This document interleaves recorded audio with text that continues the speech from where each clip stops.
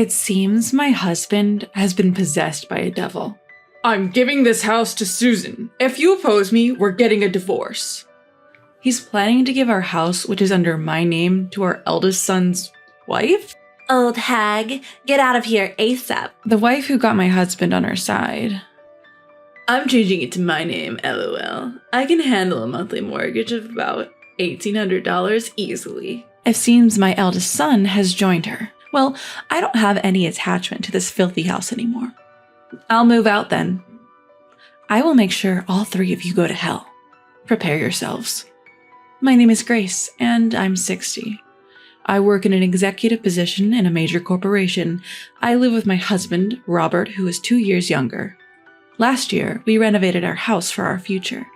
Our house was built by my father, and it's quite old. For that reason, it was really worn out, and we wanted to make it easier to live in as we approach our old age. However, because of our age, the loan is a bit high at $1,800. However, it's not an amount we can't afford, and I was told that the loan would be approved since I work in an executive position at a major company.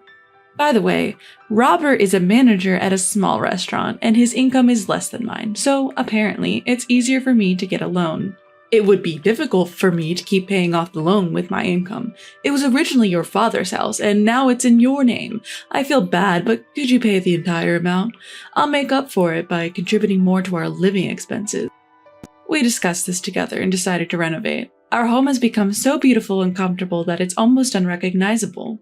I was so happy that by renovating the house where I had spent my childhood, I could continue to live there forever.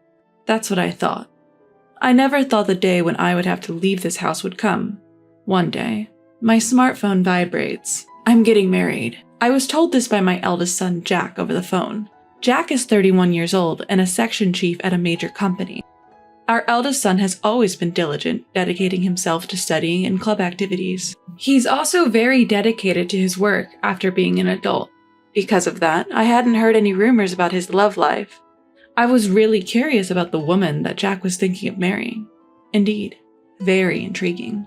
What kind of woman could she be? If Jack likes her, she must be wonderful.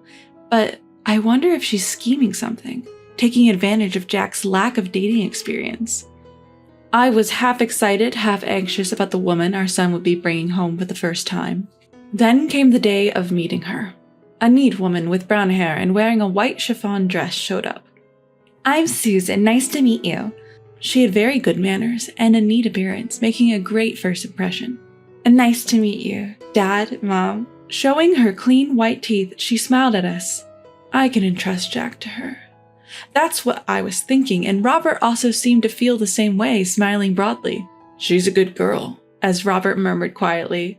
I'm very pleased to hear that from you, sir. I'm looking forward to getting along with you, she said, clutching Robert's hand and looking into his eyes.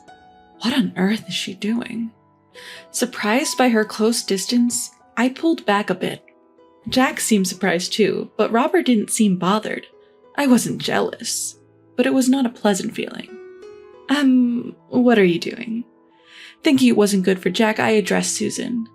Then, in a flustered manner, she said, Oh, I'm sorry.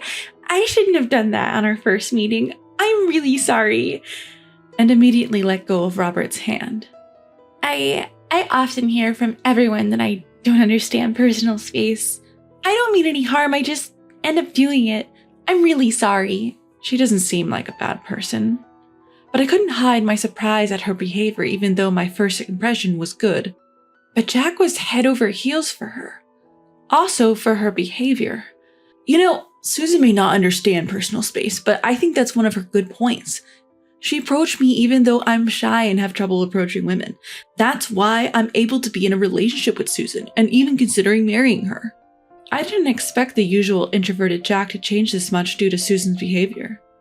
I entrust Jack to you. I had a lot of speculation, but I recognize she's a good person. I approved their marriage, and then things moved quickly and they got married a few weeks later. I wish them all the happiness from the bottom of my heart. Half a year after their marriage, one day. I'm home, huh? When I got home from work, I saw a woman's shoes at the entrance. In the living room, there was Susan. Welcome back, mother-in-law. Looking at the table, there was lots of empty cans and bottles of booze. It seemed they had been drinking. What is this? Why were they having a drinking party without Jack? Being curious, I asked.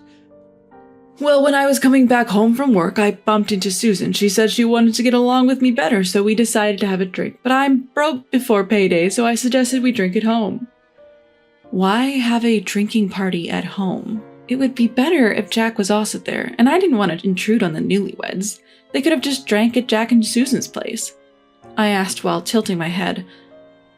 It would have been fine at our place, but this house is so beautiful. And right now, our place is a mess. Susan, who wasn't pronouncing words properly. I was surprised because she usually speaks politely, but she started speaking casually, probably because she was drinking. But why were they drinking together? Why didn't you invite Jack? For a daughter-in-law to come to her in-laws' house alone, and to come for drinks while they're newlyweds, I think it's a little out of the ordinary.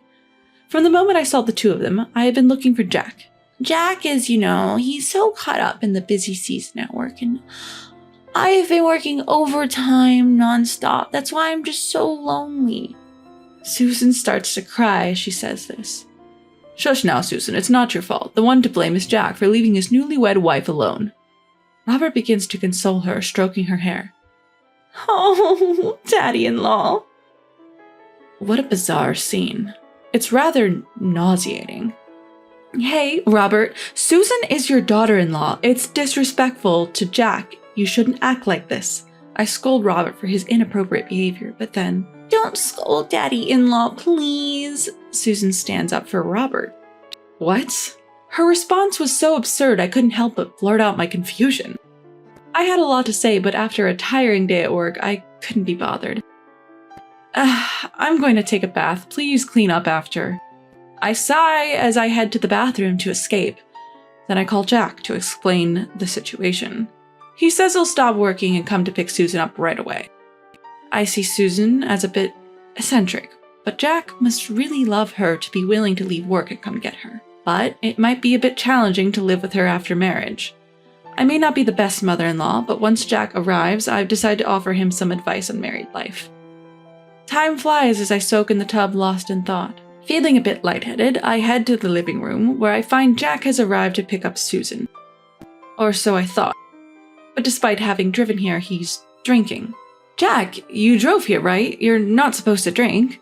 I question him, and he cheerfully replies in a tipsy state. No, Susan said she wanted to drink, so I decided to stay the night. I'm glad my son will be staying over. But the daughter-in-law who's left a bad impression is here too, and all of a sudden, I'm honestly baffled. But Jack's already been drinking. I can give you guys a lift. I really don't want the daughter-in-law to stay over. Despite being tired, I propose to drive them home, but then... No, I feel bad for you. You must be tired too. How about you join us for a drink? Jack suggests with an easygoing smile. I can't say anything more. Huh? At this moment, something felt off. Suddenly, Susan cracked a mischievous smile. Yes, indeed. It was as if she was laughing at my bewildered state. It's just my imagination, right? I tried to convince myself it was just a misunderstanding, but in fact, her incredibly terrific plan had already begun at that point. The next day, Susan kept apologizing for her blunder. I'm truly sorry, she said and left, and I felt relieved as if a storm had passed. Then that day when I got home, Susan was there again. There was no sign of Jack. I was filled with a sense of despair, but the situation was different from the day before. I'm sorry to disturb you again, but I really wanted to apologize, she said, offering me some sweets. I guess I got carried away. My bad. Robert seemed remorseful. It was a bit annoying, but they seemed to be reflecting, so I should let it go this time. I forgave them. Thank you. And maybe because Susan felt quite awkward about the whole thing, she stopped coming over. Frankly, I didn't want to deal with her much, so I was grateful for the outcome. So I thought. Until one day.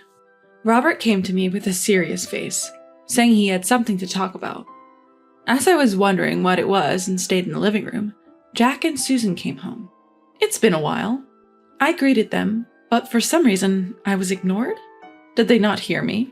As I was wondering, Robert suddenly shouted, I'm giving this house to Susan. If you object, We're getting a divorce. What?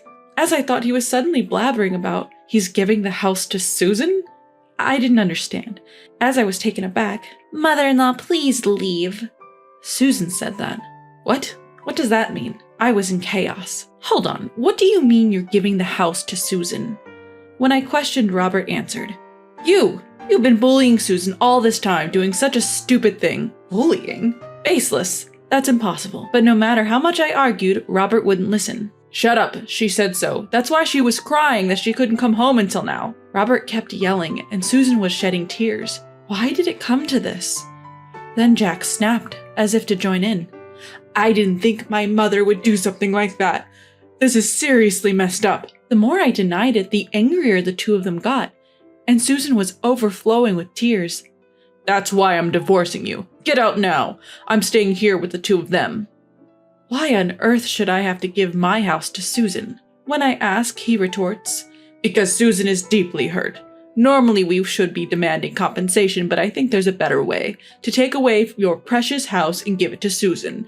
That way, it should inflict appropriate damage on you, right? I didn't bully her. Why do I have to be hurt? Besides, there's no way Susan, who quit her job when she got married, can pay an $1,800 loan. When I say that, he replies, Don't worry, the title will be in Jack's name. With Jack's salary and previous employer, we can immediately change the title. Even so, since the loan is in place, changing the title is basically difficult. If it were that easy to change the loan, anyone could buy a house. I don't think the bank will approve it. When I say that, Robert says, You work for a big corporation, and so does Jack, so it should be okay. Plus, one of my friends works at the bank where you have your loan. I think we can talk to him and everything will be okay. It's unclear where such confidence came from. That's right, an $1,800 loan is no big deal, lol. Jack, brimming with confidence, led by Robert's words. It has become a real matter that I will have to hand over the house. I've said it over and over, I haven't bullied her, so I absolutely won't give up the house. When I object, they both blow up again. Ugh, this is too much. As I'm getting fed up, Susan, who has been crying the whole time, speaks up. Mother-in-law, for the sake of this child, please. Susan pleads, stroking her belly. No way. Mom, Susan is pregnant. If she remains as mentally unstable, she might have a miscarriage, right? So please, give in. She announces her pregnancy here. Stress is indeed a big enemy during pregnancy, but that doesn't mean I should give up my house because of some unfounded accusations. I remain perplexed. Just leave me alone for a bit. I leave the scene and go to the bedroom. Bullying? Have I unknowingly been horrible to Susan? As I'm lying on the bed riddled with worry. What's this? There's a strand of brown hair on the bed. Both Robert's and my hair are black. There's no way a strand of brown hair could fall. Wait, has there been an affair? On top of the early argument, now this awful truth is revealed. My mind is on the verge of exploding. I don't even know what's going on anymore. I cry myself to sleep, and when I wake up, it's night. As I try to enter the living room, I could hear voices. It seems that Jack and Susan aren't back home yet. I wish I could have a drink too. You can't, you're pregnant, remember? Robert and Susan, full of enthusiasm. I found no chance to intervene. The mysterious accusation of Susan left me in despair. As I remained unable to enter the living room, suddenly I heard the sound of an intimate encounter. Oh, Susan, I love you. Stop it, Robert. Jack and my mother-in-law will find out, you know. Huh? What the hell are Robert and Susan doing? What on earth is happening here? Don't worry, Jack is passed out drunk, and Grace hasn't come out of her room for a while. She's probably sleeping already. LOL, is she sulking? LOL, too funny, LOL. The brown hair probably belonged to Susan. It's disgusting. What were these two doing on the bed I was sleeping in until just a few moments ago? I feel nauseous. I bet they kicked me out and planned to have a good time with Susan, hidden from Jack. My home, a venue for their illicit affair. Fine. I'll let go of this disgusting home. But you will see consequences. The next morning, I acted as if I'd been asleep in my room and nothing happened in front of the three. Actually, I didn't want to sleep in that bed anymore and I was too shocked to get any sleep. Finally handing over the house. When I said, I've decided to hand over the house, everyone broke into a grin. Great, let's get the transfer of ownership done. I'm sure I can get a loan approved in no time. Jack is quite excited. This kid probably doesn't know anything. It made me sad, but I won't tell the truth to a son who doesn't listen to his mother and is completely controlled by his wife. Not yet. And then days of hustle and bustle followed with divorce procedures and transfer of ownership. It was quite tough, but somehow we managed to change the ownership. From today, it's no longer your house, Robert cheered. Get out of here, old lady, LOL, Susan whispered into my ear. It pissed me off. I'll leave. You don't have to tell me. Letting go of the house I lived in all my life, it was sad, but had become a place of infidelity. No regrets left. From now on, I'll mess with these three and their odd relationship. You all will be sorry for what you did. About a month after I moved out, finally I'm ready. I returned to my former home. When I rang the doorbell, what does a stranger want here? Even after such a long time, Robert was furious. Can I come in? I have something to say, I assertively requested. Why should I let you in my house? Robert is reluctant to let me in. I have something important to say. It's also for Susan's sake. Something important for Susie? As soon as I mentioned her name, he let me in without hesitation. Honestly, I didn't want to say her name because it made me feel sick, but I knew Robert was soft for her, so I played that card. An outsider is here. An outsider? Sure, we're divorced and hence strangers now, but is that the right way to say it? I was irritated by Robert's reaction. What do you want after all this time? The three of them are on high alert. I want you to look at this. What is this? I laid out the photos. The photos are of Robert and Susan on a date. Actually, since we divorced, I had hired a private investigator to tail them. As a result, I obtained photos of them on a date. Just wait a minute. What? Jack is shocked. Then, what are these photos supposed to mean? We're a close father-in-law and daughter-in-law. Nothing more, nothing less. Yeah, what do you want taking these nonsensical photos? Two of them insist they're just close. Well then, how about this? I took out my smartphone and played a recording. I really do love Susan. Hey, if you speak so loudly, Jack and mother-in-law will wake up. It's a recording of Robert and Susan's voices and their indistinct chatter. What? Actually, the day I discovered the relationship, I had recorded their conversation. No, this is a misunderstanding. Robert desperately tried to explain. What misunderstanding? This is clearly not okay. As expected, Jack was furious. She kept her head down. I decided to add fuel to the fire. Listen, I hate to ask, but who's really the father of that baby in your belly? Jack's face went pale instantly. Do you mean it's with Dad? No way. My father-in-law was pulling it out every time. Oh, she dug her own grave. You just admitted it, didn't you? You just admitted it. The three of them shouted. Robert and Jack ended up wrestling each other. Ouch! She seemed to have had a cramp in her stomach due to the fight, interrupting their scuffle. Then I immediately said, I've been saying this all along, haven't I? I haven't been bullying Susan. Could it be that you were lying just to drive me away? To make Jack believe? Jack was taken aback. You're kidding. What the hell? That's just messed up. With you guys, and I couldn't trust my own mom. Jack, who couldn't trust his mother and listened to the wicked woman, seemed to be blaming himself. Now that you understand all this, spill everything. Jack shouted angrily at the two of them. They hesitated to confess, but then said, We have enough evidence here. Are we going to court? The word court triggered them, and they finally began to talk. Apparently, at first, she seemed to have loved Jack, but when they came to our newly renovated and beautiful home for their marriage proposal, she wanted a house like ours. My parents' house was pretty rundown, and I was jealous of a beautiful house like this. The interior was quite nice too, she explained while shedding tears. The woman who wanted a house seemed to have planned to win over Robert on the day of the marriage proposal. So she intentionally ambushed Robert after his work without inviting Jack and drank at home. For several months that Jack did not come home, she nurtured love with Robert and seemed to have planned to push me out. Then you should have proposed to live together from the beginning. When I said that, she paused and then answered, I have a bad image of a mother-in-law. My mom and grandma at home fought every day because grandma was bullying my mom. I didn't want to live with a mother-in-law. The only way to live comfortably in a beautiful house was to get the mother-in-law to leave. Surely, with such an image, one would not want to live with a mother-in-law, but stealing your father-in-law. However, what did Robert think about this fact? I knew I was being used, but when she came to greet me, held my hand and smiled, Robert, who fell in love, knew he was being used, but he seemed to have done such a thing to abandon me and keep her by his side. You guys, you're the worst. When Jack said so, the two of them lowered their heads and shed tears. After that, Jack naturally divorced. When he checked the DNA of the child born just in case, it turned out to be Robert's child. I won't pay child support. Saying so, Jack demanded compensation from the two of them. Of course, me too. I can't believe I'm suing my own father for compensation. I patted Jack's head as he sighed in disbelief. That crazy woman had thrown us all for a loop. But the one who's going to regret messing up her life more than any of us is her from here on out. And my hunch was right on the money. Fast forward 2 years, she remarried Robert and decided to stick it out without divorcing, for the sake of their child. She then put the child she had given birth to in daycare so she could work. Oh look, Uncle, came to pick you up today. Apparently, she's been getting the side eye from other moms at the daycare.